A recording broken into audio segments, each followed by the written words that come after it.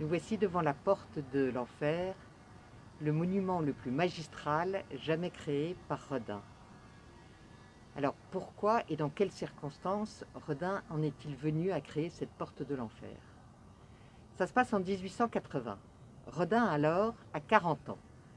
Il n'est toujours pas connu, mais enfin il obtient une commande de l'État pour cette porte qui devrait rejoindre un futur musée, mais qui n'aura jamais lieu. Peu importe.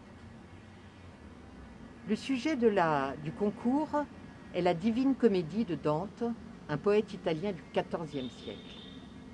Et dans cette Divine Comédie, il y a de nombreux chants, dont un chant qui est réservé à l'enfer. C'est ce sujet-là que Rodin va retenir. Alors pourquoi, me direz-vous, pourquoi l'enfer? Eh bien, Rodin, on le sait, c'est le chantre de l'expression des sentiments humains. Il porte à leur apogée et à leur paroxysme toute la palette des expressions humaines. Et on le voit dès le sommet de la porte, les trois ombres qui pointent de leur moignon une citation qui laisse quoi? Elle dit « Vous qui entrez ici, abandonnez toute espérance ». Donc quel est le contraire de l'espérance? C'est le désespoir, c'est la chute, c'est l'abîme sans fin.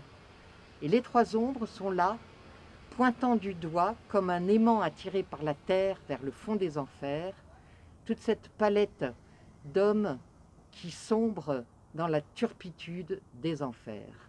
On y retrouve tous les personnages de Rodin. Il y en a plus de 200. Ils sont là, ils vont habiter la porte de l'enfer pendant plus de 30 ans.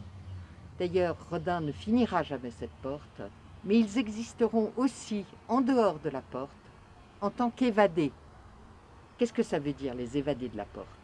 Eh bien, les groupes qui sont constitués pour venir alimenter le sujet auront droit à leur vie propre. Parfois, Rodin les agrandira, comme Ugolino, ou bien même les trois ombres qui sont au sommet de la porte. Et elles vivront leur vie en tant qu'œuvre, et vous pourrez les regarder également dans le jardin du musée Rodin ou dans les collections.